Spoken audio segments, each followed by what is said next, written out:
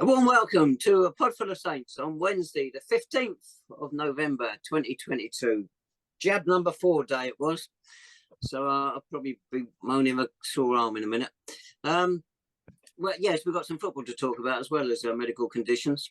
We are looking back on the Saints' glorious 1-0 defeat down on the South Coast on Saturday, down at Eastbourne Borough, with myself, David Tavener, over there, Jake Ellacott. Hello, Dave. Hello, Lee. Hello, everyone. Nice to see you. And this is only the second time Dave tried that intro, so it's going well already this evening. And he still bolts it up. And but nice to see Lee there. He's Lee Wood. Evening, Lee. Who's clearly run out of Northern City proper football shirts. That's not true. I can assure you that is not true. I mean, no. Dave, you appear to be wearing some pajamas, maybe? I'm not sure what they are. It is Jim Jams. I was going to have a duvet as well because I'm so blooming cold in here, but I thought better not do that. I haven't got a blue and yellow one or blue and white one, come to think of it. Should we talk some football while we're here? Yeah, why not? And we do Northern City as well, yeah? Yeah. Right. Sake. Right, last Saturday we were down on the South Coast. Beautiful day. What was it? 12th of November, whatever it was, and a lovely, lovely day. And a lovely, lovely 90 minutes as well, wasn't it, Jake? 1-0 defeat. I thought, got to give credit to Eastbourne. I thought he did a really good job on trying to stop us from playing in their half of the field. Although I think some of their damage was self-inflicted by not imposing ourselves on them enough. I was by the side of the pitch. What did it look like from behind the goal, Jake? Yeah, I think that's a fairly fair assessment. I think we played some decent stuff, actually, and in the end, it proved to be one goal the difference, didn't it? You know, they got in behind the right, down Devontae's side, and they punished us. And up until that point, they'd had the better of the game. Dylan Berry made a couple of very good saves once again. He's proving to be quite the acquisition. But otherwise, you know, that first half was a bit of a muchness, wasn't it? And then second half, we had as much of the ball as you could hope for. But we just struggled to really, to be honest, of course, break them down, but to get any shots away. I mean, I think it was 85th, 86th minute. I think it made it the first shot on target from Tafari Moore. And that just proved to be our downfall. You know, lots of good football, but just not quite that cutting point in the final third. And that's what cost us in the end on a fairly tight afternoon, just those fine margins. Nobby, in his painful post-match interview with Will, highlighted the point how poor we were in the first half. We didn't really threaten at all. As you say, Dylan Berry made 2 terrific saves, a point-blank one with his foot, which I think probably in the second half, and that one after a back pass by Ricardo Di Trolio, 1-on-1, he saved that. He was beaten by another hit the post. And then his tip over, Charlie Walker's half volley, It was classic, wasn't it? If a keeper hadn't been 6'5" tall, that I think would have dipped under the crossbar. It's a perfectly struck shot. But as you say, we didn't create anything until the last 5 minutes. As you say, we had a shot on target. And I thought our problem, whilst it was self-inflicted, Jake, is we had, as you say, so much of the ball, particularly second half. Now, I'm going to mention Ricardo Di Trolio here because we've praised him a lot in recent weeks since he's come into the side. He's so composed on the ball. He's got a lovely touch, passed it around nicely. But whenever he got it Saturday, he'd go forward a few yards, he was going back inside to the centre half or all the way back to the goalkeeper. And it happened far too often. And it meant we couldn't put pressure on them. And as far as I can tell, checking the records, our centre half and goalkeeper haven't scored too many goals. So I don't see the point in giving the ball to them. And I just felt we should have been pushing on more. Tafari Moore can get down that flank. He can cause big problems. And I didn't think we used our strengths enough. I'd agree. And you mentioned Tafari Moore there. He's the one that got that shot away. I'd argue we didn't use that side enough on Saturday. I thought first half, notable. The one time that we got him down that side through Mitch, defender brought him down. He was on a yellow card. I thought they could be vulnerable down that side. But we just didn't use the left enough, I didn't think. We focused more on the right with Zane's side and Devontae. And of course, some changes at half-time that saw Devontae push forward into a sort of right wing position.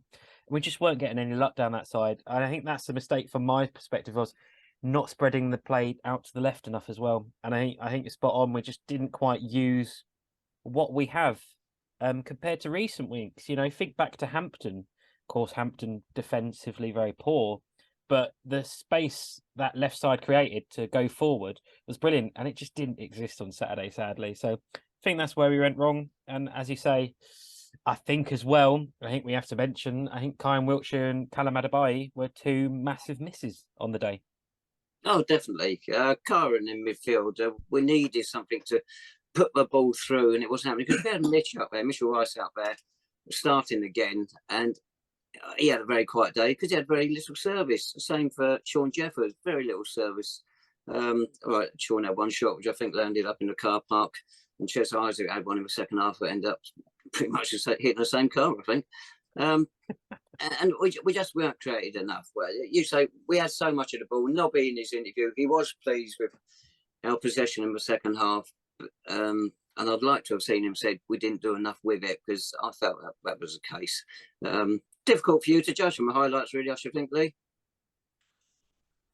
Of course, but I think the one thing I did pick up on, and you mentioned his name there, the Trollio.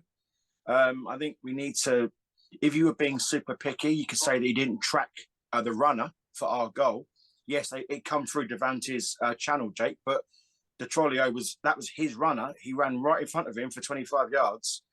He's got to go with him, and he got caught out there, and it led to a goal. But as I say, that's being extremely picky.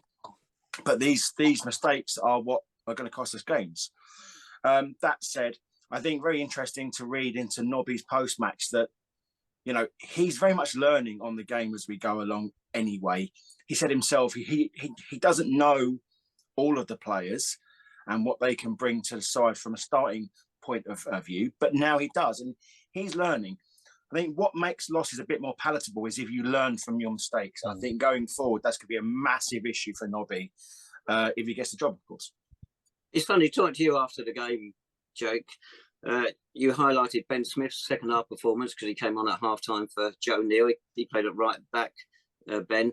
And David Noble mentioned him in his post-match as well. And he did. He's a very similar player to Ricardo. His touch is wonderful. He's a modern-day footballer, really, the way he plays it. But he was going forward more than Ricky was. And it really was the most encouraging 45 from Ben Smith.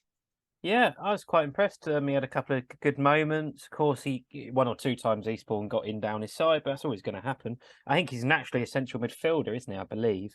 So to come in at right back, did a good job. One impressive moment doing a back heel on the edge of his own box under pressure, which scared me a little bit, but it worked.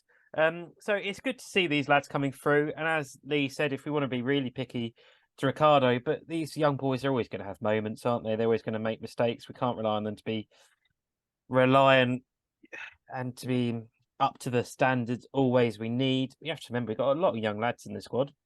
But yeah, Ben impressed, and I think, you know, David Noble will be happy just to have another option. As to be honest, on Saturday without Wiltshire and Adebayi, squad was just looking a little bit thin again, wasn't it, in terms of options that you could bring on? It was, and that's been the problem all season, isn't it? It's nothing new. And while you've got an interim manager, he can't do much to strengthen the squad. We can't do anything, so as we can see. So he has to keep going with what we've got. You made a good point about that booking, Alex Winter, for the foul on Mitchell Weiss fairly early on. And I felt there was a few times Eastbourne weren't afraid to take a player out if it stopped just getting through. Not that they were overly dirty or cynical, but they certainly denied us when they needed to. Yeah, there was a little bit of time wasting, as you'd expect. I think at one point one of the Eastbourne players went down on the edge of his own box. Charlie Walker ran over and then turned round to us and gave us a very smug smile while he was treating his fellow Eastbourne player. So hello, Charlie, if you're watching. But yeah, you know, they did a good job, Eastbourne, and maybe sometimes we need a little bit of that. But it was just one of those days, wasn't it? It just didn't quite work. And that's always going to happen, especially when you've got Nobby in charge, who, you know, he still doesn't know if he's going to be managed long term. I think Saturday was an inclination of we need a decision to come in soon, doesn't we? You talked about the long term. This is how rock and roll my life is. I spoke to someone at the Northampton Chronicle yesterday, and Berry is very much on the radar for that area. His stock is rising on a weekly basis. I mean, he was always held in quite high regard anyway. But this particular reporter, he covers a bit of Anglia, a bit of Cambridgeshire, a bit of Northampton, all that sort of area there.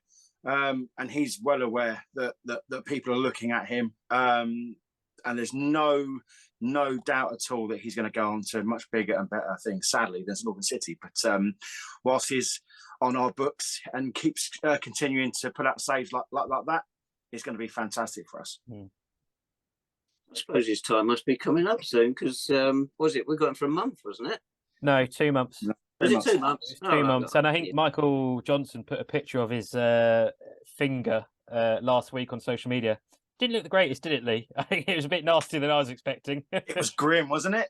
Yeah, and I think I saw in tweet that the injury was a little bit worse than they'd expected when they opened it up surgery-wise. So we'll see how it goes. But yeah, I think Dylan has been absolutely superb, isn't it? And we have to give compliments to the club for bringing him in. He's been a great acquisition. I wonder what other great acquisitions they could bring in so we could get a strong bench.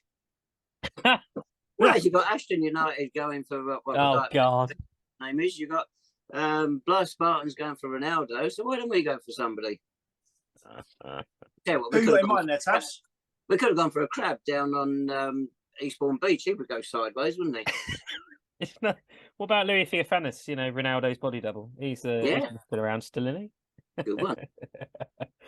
But I know we joke, but the squad, right, again on Saturday. But then of course that's going to happen when you miss 2 players like Wiltshire and Adebayo, isn't it? If neither of them in the squad, it's always going to look weaker, whatever happens. But I thought on Saturday we talked about the squad, and I hope the substitutions, they didn't really have the desired effect. Apart from Ben Smith, the 2 other substitutions second half, they didn't really work, did they, Dave? I didn't think taking Q off. What about 60, 70 minutes? I didn't think he did much wrong in midfield. I thought he was still giving legs. Just before that, he'd managed to latch onto a free kick that he headed just over the bar. So I thought him coming off didn't really work. And George Morrell, again, instead of Mitch, I don't think he did much, did he, really, in terms of what Mitch wouldn't have done? I don't know what you thought, Dave. But George only had 10 minutes. Yeah. Chance of him getting something that time is pretty remote, isn't it? I know it worked in the FA Cup against Sudbury, but it's not going to work every week. Mitch, yes, he was fairly ineffective, but I don't think our chances at the moment of scoring a goal improve with him off the pitch. No. That's not to put George down, but... No, I think George is a good player, and I think we all enjoy his sub appearances so far. But I think with someone like Mitch, you know, he gives you that option, doesn't he, to go long as well. He wins a lot of aerial balls when you're really chasing that game late on. If you win a free kick, if you win a corner, so yeah, I don't think it quite worked, and but then, as we've all said, Nobby is learning, isn't he, day by day, almost minute by minute during these games. And I thought on Saturday he was wearing the old Tim Sherwood gilet. I thought he looked like a proper manager in that outfit, so maybe he started to fancy it. Well, you don't think he should be dressed like Danny Ball, the Eastbourne manager? In his lovely suit, nice shiny shoes, brilliant. Was he going out for dinner afterwards? Do we know? I think it was. What are you two whittling on about? Jesus Christ! I tell you what, Lee, it could be Wheelingtown. He was up for a job interview. Oh, for God's sake! The day that anyone takes a tyre, tips from the likes of you two is absolutely. Funny enough, that defeat, our 6th league defeat of the season, yet we're still 5th in the table. It helps when you play 2 games more than most clubs. But a lot of the top clubs slipped up last Saturday, so it's you're going to lose. That's probably a good day to do it. Yeah, we didn't really lose much sort of ground on anyone else, did we? But then that makes it all the more painful that we couldn't get a point or anything from the game, really. But yeah, it was, not the end of the world. I think, who doesn't love, like 4 or 5 hours of train journeys to go see a 1-0 defeat? That's getting home about 11:30 at night, really was the summation of the day. I have to mention as well the Eastbourne goalkeeper, Lee Wogan came over at full time to us. And he said to us, "You're easily one of the best teams we've played this season. You're passing the ball brilliantly. Keep the faith. Your goals will come. You've just got to be a bit more creative." Which, someone who's actually out on the pitch, I think I'll believe that opinion. Well, if he said that last line, Jake, but you need to be more creative, then it just ties in with everything we've been saying, doesn't it? There's plenty of possession, but use it creatively. Yeah, and we have to say we've last week we talked about the positives of recent performances under Nobby. Generally, we have been doing that, haven't we? So there's no point chucking, the baby out with the bathwater after one game, is there at all? It was one game. It's happened. Still played decent stuff. Couldn't create enough. That's going to happen when you're a team that isn't, a top 3, top 4 side. A bit of credit as well to Eastbourne for something not to do with the match was their last post and a minute silence. They really did a good job on that, and it was very impressive. And it's good to see clubs taking it seriously. Right, is that the end of Eastbourne? Can we move on from there? I think we best. FA Trophy this coming Saturday. Kidderminster Harriers at Clarence Park. We haven't had them down there for a little while. How important is the FA Trophy now? Ooh. Depends from a fan's point of view. I think it's still, the likes of us, Tabs, it still holds very high regard, and it's that romantic element to it. I think it's beneficial to Nobby because he can start playing some of those fringe players as well, and maybe get players back, get minutes into the legs, etc. And I think as well, it's important in so much the fact that it'll give another avenue of success if we sort of, go longer in the competition. There's this, I think the fact we left the cup early, I think it gives a little bit more relevance to the trophy now. Because the owners love a bit of cup success, they love chasing some silverware and a pound note. So that ticks 2 of their boxes straight away. So absolutely, we get a good crowd. It's a cracking draw. It stokes up memories of when we used to play them in the conference, Dave. So I think it's important, probably more than people realise, actually. Important to you still, Jake? Yeah, absolutely. It is your one real chance to get to Wembley, isn't it, at this level? And that means so much. I know, in 98, 99, to get so close was absolutely devastating. But I think anyone that's watched the Wrexham documentary that's come out recently, you'll see how much it means to their fans to get to a trophy final. But that's to a club just like Wrexham. They're used to that sort of those games and those honours. So you can imagine how much it would mean to the city of St Albans. It'd be absolutely unbelievable. So of course the trophy still means a lot. And also, as Lee said, this tie, we've not played them since 2007. It's an exciting tie, I think. It's not often we get to play sides from the Northern Division. Big club in Kidderminster. I think it would be really interesting. And it's sort of what you want from the trophy, isn't it? An interesting tie at home that fans can really engage with. And hopefully it'll prove successful. But yeah, I think for me and a lot of Saints supporters my age or younger, I think it still means a lot. 98, 99. Did you get a good view of that season from your cot, Jake? Yeah, very good, thank you. You probably remember the last time we played them the only other time we played them in the Trophy League, the 3-2 game in, was it 94, 95? Yeah. Yeah. But they went into that game on a run of 3 successive defeats. They're going into it this time on a run of 4 successive defeats. So they like to be out of form when they're playing us. How realistically do you think we've got a chance of beating them? We're about 10 places are up in the table than they are in the north. Yeah, the north is some would argue the stronger of the two. But 4 losses on the bounce is going to do something to a player's confidence and a team's confidence. I think we've got every chance of beating them. This isn't the Kidderminster. The thing is, I always look back at it on the first day of the conference season, and I was very fortunate enough to be in the executive lounges, and I was there with my City tie on because I designed the programme at the time, and all the Kidderminster officials and the fans, they were thinking, right, how many are going to win by today? 4, 5, 6, 7-0, and we turned them over because they underestimated us. And we had good players. And I think that is mirrored a little bit here. Yes, they're in a tough division and they'll probably fancy it if they're honest, but they've got to come down here. If they underestimate us in any way, shape or form, we could turn them over again. Yeah. That opening game of the conference season, that 3-1 win. I don't know if you remember it, but they scored in last minute or injury time, whenever it was. Was it McKenna who got the goal? And Bazza was so livid He hadn't kept a clean sheet. He got the ball and he launched it out of the stadium. Happy days. It was happy days because the officials refused to serve us afterwards because they were so bitter. They were, Dave, I promise you, mate, they were adamant that they were going to turn it over. They were going to turn us over 4-5-0, opening day victory, back into the football league. And the Mighty Saints went there. And yeah. It was, they said, right, you can get out. I'm like, oh, been in before. For those of us that from home, I was only 11 at the time. I remember looking at the National League table at the end of the day on BBC Sport, or Conference Premier table at the end of the day at BBC Sport, and I thought, blimey heck, this is good being a City fan, isn't it? This, it's not really repeated it since, have we? So we went up with Weymouth, didn't we? We went up by the playoffs. They went up as champions, and didn't they win 3-0 on the opening day or something? So they stopped us having top position just on goal difference. But we were top the following Monday because we played on the Monday. Yeah. And we 0-0 at home to Cambridge, and absolutely packed Clarence Park. Couldn't believe 1900. 1915 the crowd was. Yeah, but in comparison, it felt more. They bought a few as well, and for that one day, we were top, which is great.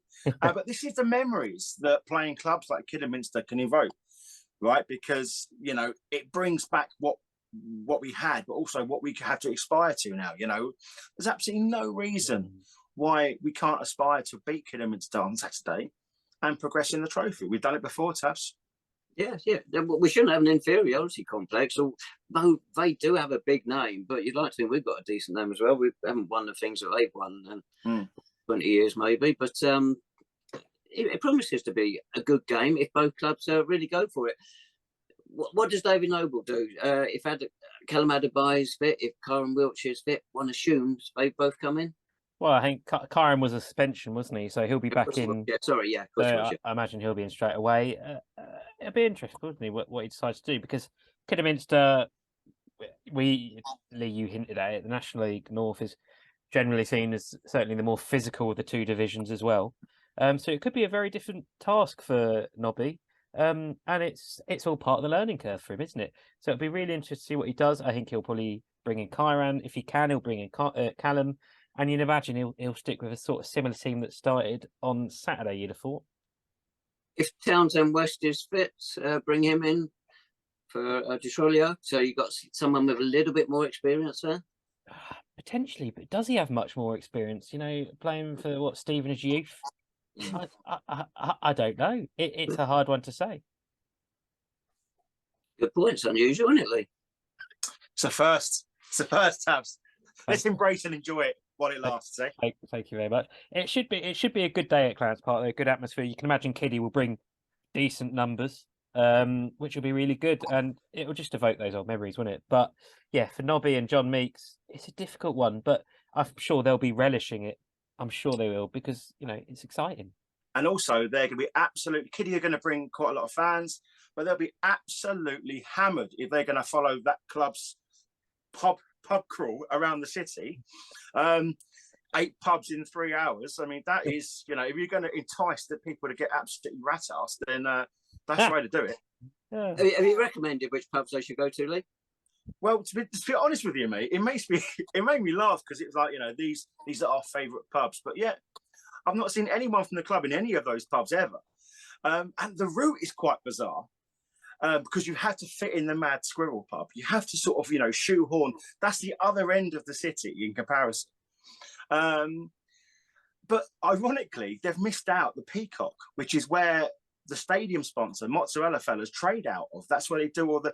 So I'm not entirely sure how Mr. Mozzarella Fella is going to think about the fact that they've named all these pubs for the travelling fans to go into, apart from the one that he's going to make any cash out of. So listen, great idea, great concept, but 8 pubs in 3 hours, it's I like a drink, but even that's sort of pushing it for me, to be fair. You mentioned Wiltshire being suspended, Jake. Zane Banton's also had 5 bookings now. They're all in the league, so I'm not sure how it stands now, if that means he's suspended from Saturday's game, which is in the trophy, or not, because I think they changed the rules on that nowadays. So it may be he's banned from our next league game rather than the trophy game. Have you got anything on that? So I'm pretty sure there was a case recently in the Premier League where a player got 5 games and they missed the League Cup instead of the next Premier League game. Right. So I'm not entirely sure how that'll work. As you say, the FA are constantly changing the rules, aren't they? Because they haven't got much else to do. So we'll see on Saturday. I think Zane would be a massive miss, because if you lose him on that side, sort of, who do you sort of bring in? He's probably shift Mitch out there, bring in Joe Neal on the right. Maybe, I guess that's really the only option, isn't it? No panic. Well, don't forget that Townsend West played out on the wing. So they like to sort of put that was admittedly that was under Ian, but he pushed him forward, and then he got injured after 20 minutes with a horrendous tackle. But that's an option for you if you want to match player for player in terms of the pace and the ability on the ball. That's an option, but I think that's probably too risky for Nobby to go with straight off the cuff. But who knows? Right. Kidderminster top goal scorer this season is Tom Bilson.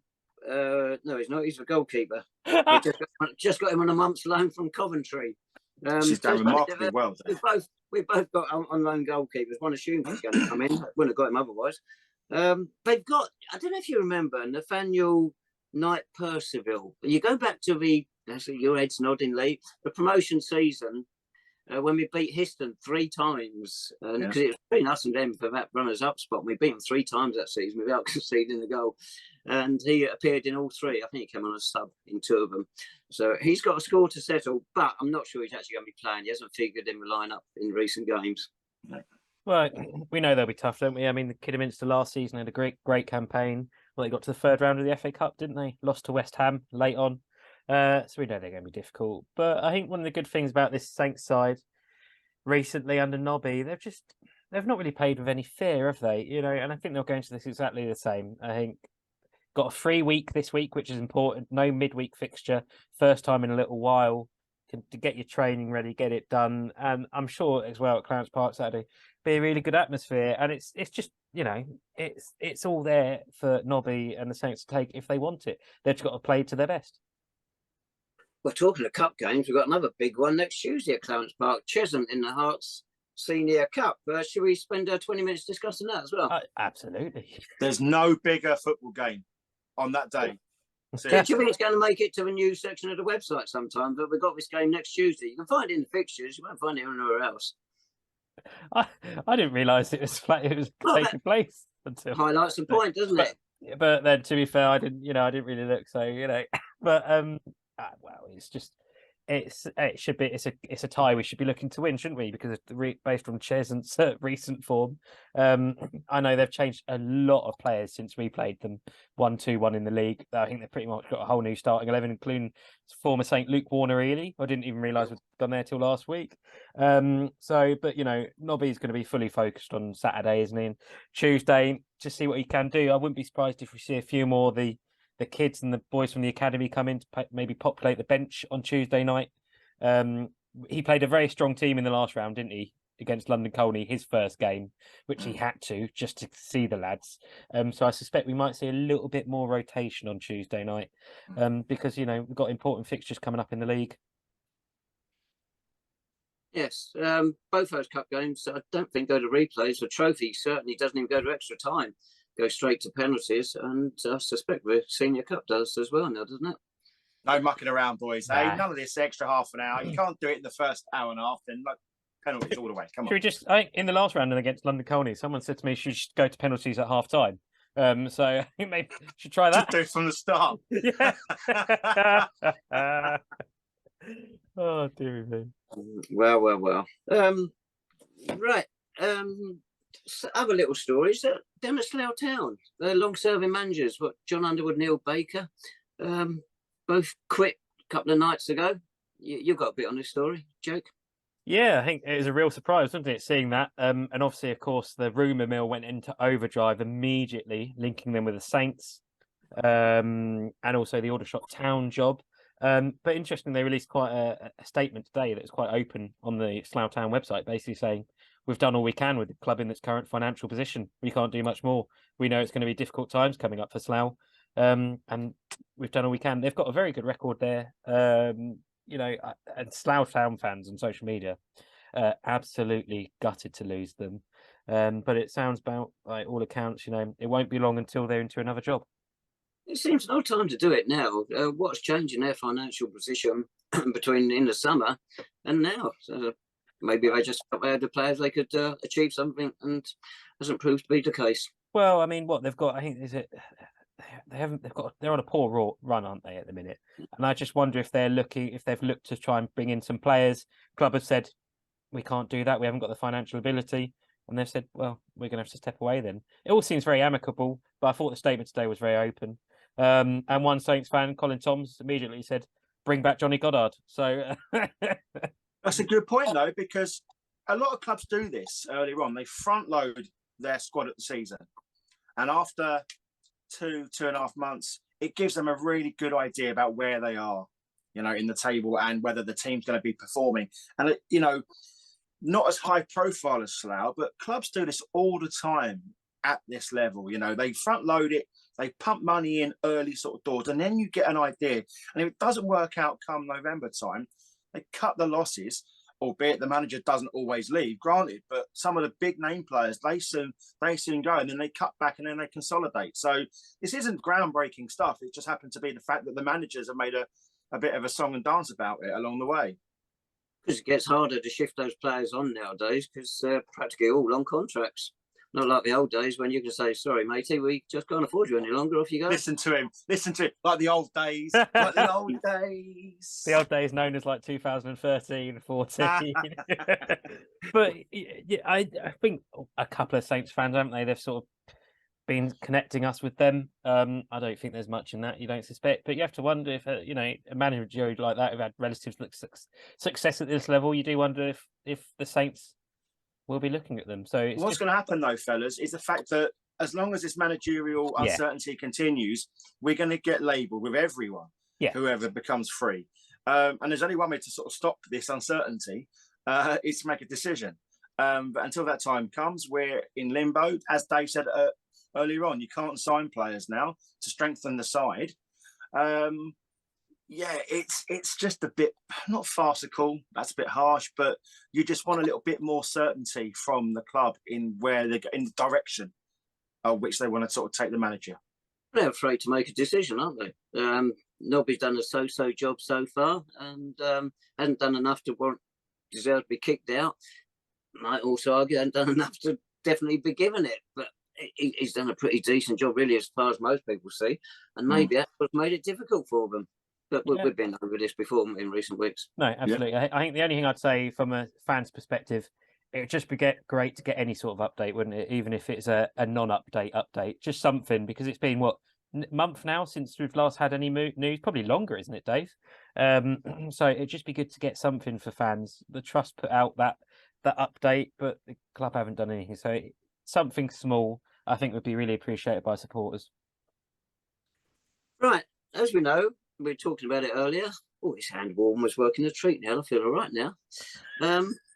That's your wallet, mate, isn't it? That's why it's got so much coming out of it. This opens, Lee. Totally different. It's the FA Trophy this Saturday, so we thought we'd chuck in one or two memories. Lee, you've been going a bit longer than Jake. Have you got one or two you might want to chuck in? Trophies. I think you can't look any further than the trophy run. The Forest, everyone goes on about the Forest Green game, but for me, Ashton away was fantastic simply because, I mean, it was, there's Manchester, there's Greater Manchester, and then there's Ashton. This is bandit country, people. I'm talking, if you were to scoop London Coney up and put it in the Outer Hebrides, you know, it's a parallel to that. Lovely, lovely people, cheap beer. The fact we had to get 3 different trains to get there tells you everything you need to know. But I think what it was, you know, cold, grim, northern night, but it was such a good atmosphere. They were up for it. We took a fair number. actually, we were dead and buried. And then literally a 97th minute equaliser from Rob Howarth, and it all just kicked off. And I think I told this story before, but we went into the bar afterwards, and all the officials going, "Oh, London on a bloody Monday night." But that was a good one. But for me, I think that was good for the experience. But for me, Dagenham, for the result, because Dagenham away in the next round, it was a case of they had all the players. They had all the players. They had Cobb. They had Ship. They had half of our squad as well. They had good. Ted Hardy was there. He was pulling all of the strings. Good conference side, if you like. And we went there and we turned them over. That was probably the shock of the round. That was my highlight in terms of the result. But for me, performance-wise, the atmosphere-wise, was Ashton away. That was, such an amazing day. Because the Ashton one, you say Rob Howarth's equaliser. I remember a couple of coaches, we were on the coaches driving over the Pennines on our way there. But the replay, all that snow, then they had that serious injury. We had to wait for the ambulance. The second half was 75 minutes long. The referee, wasn't it Graham Monk? And he was determined not to kick it off, not to call the game off, despite how bad conditions got.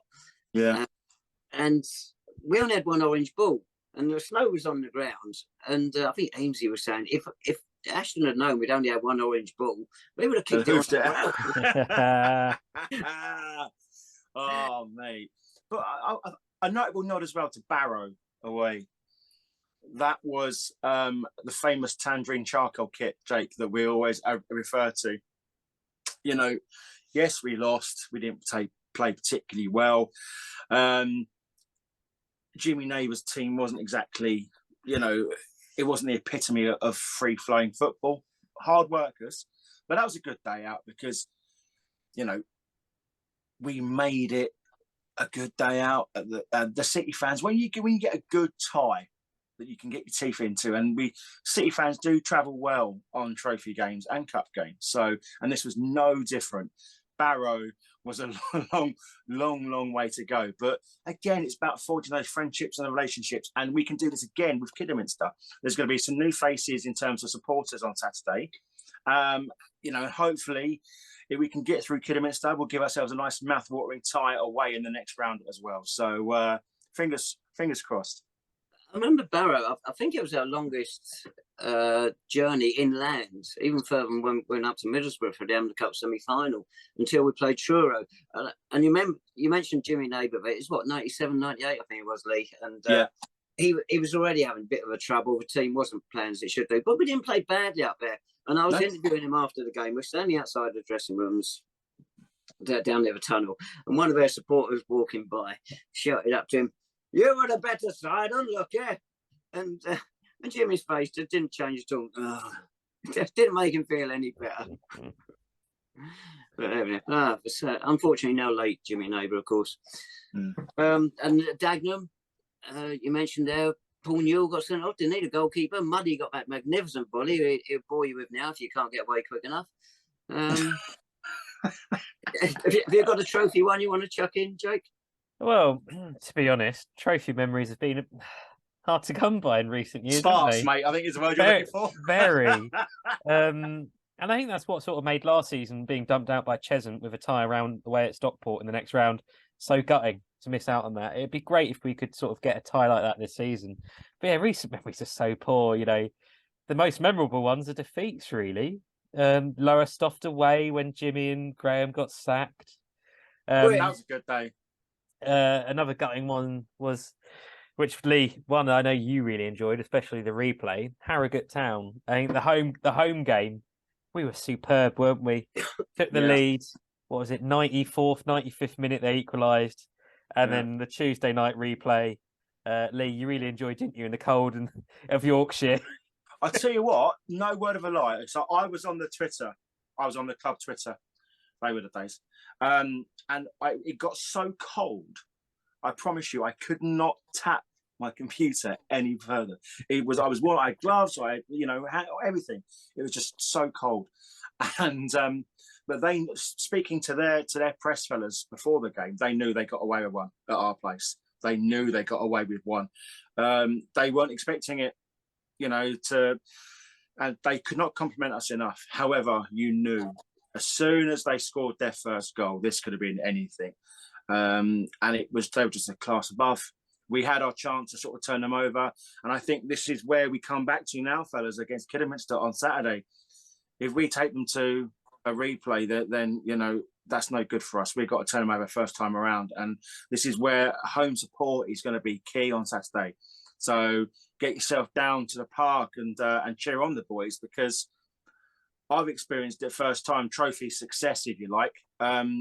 There's nothing like it. And if we win, that bandwagon and those calls for Nobby to become manager, they get louder and louder. And soon, even the staunchest of owners and directors of football, they're going to hear them. Funny you mentioned that Harrier game, Lee, 'cause that's the one I've got down as my notes. As you say, they equalised halfway through next day, wasn't it, or whatever. And the replays, you say how cold it was. I went up there with Bob Walkley. We drove up there together. We went off to the Winter Gardens, Weatherspoons there, for a meal before the game, and we sat at the same table as the Harrogate supporters. Magnificent, the Winter Gardens there. If you only go to one Weatherspoons in your life, go to that one. Magnificent building. Anyway, as you say, we're getting close to the ground. About 7 miles away, it starts snowing. Oh no, don't call it off. Don't call it off. We get there, filming it. We didn't have a gantry, so I was standing on this open rooftop, and there was a wind blowing. It was -5 degrees, snow flurries coming across. It was the coldest my finger. I needed this thing then. It was as cold as my fingers have ever got at football. And as you say, we got dinked 5-0. Ian Anderson was he on the bus or did he drive? But anyway, he went back to went home to Baltimore after the game. Next morning, he's back up at Leeds for business. So we thought we had it bad. He suffered more than we did. Why do you stay up there? That makes no sense. Yes. There's no logic in that. What's going on? Is he that bad at geography that he doesn't realise that Harrogate and Leeds are like basically the same place? The expenses Carlsberg used to pay, I tell you. Right. On that note, Not true. But yeah, some nice memories would be appreciated this year, wouldn't they? A nice little run, and I think a fun away day would be very enjoyable. So hopefully on Saturday we can go out there and get the win. Indeed. Good. Dave, you've got to do predictions. You've forgotten. God. Well, I'm just waiting for the unlikely thing to happen and one of you to get it. You might have to include penalties in your prediction, of course. Go on, then. Go on, Jake. I'll go 3-2 Saints. And on Tuesday? 2-0 Saints. Yay. 2 wins. Can you beat that, Jake? I mean, you can't beat it, Lee. Can you mash it? Yeah, I'm going to go for a cheeky 2-0 win in the trophy on Saturday, if you like. Yeah, we're out of form. And as well, and in the massive ding-dong County Cup match on Tuesday, I'm going to go for something bizarre. 5-4. Oh, yeah. What's that? Penalties? First half. Very good. Excellent. Right. I'll see you both on Saturday down at Clarence Park. Brilliant. Thank you very much, everyone. Cheers, boys. Bye-bye.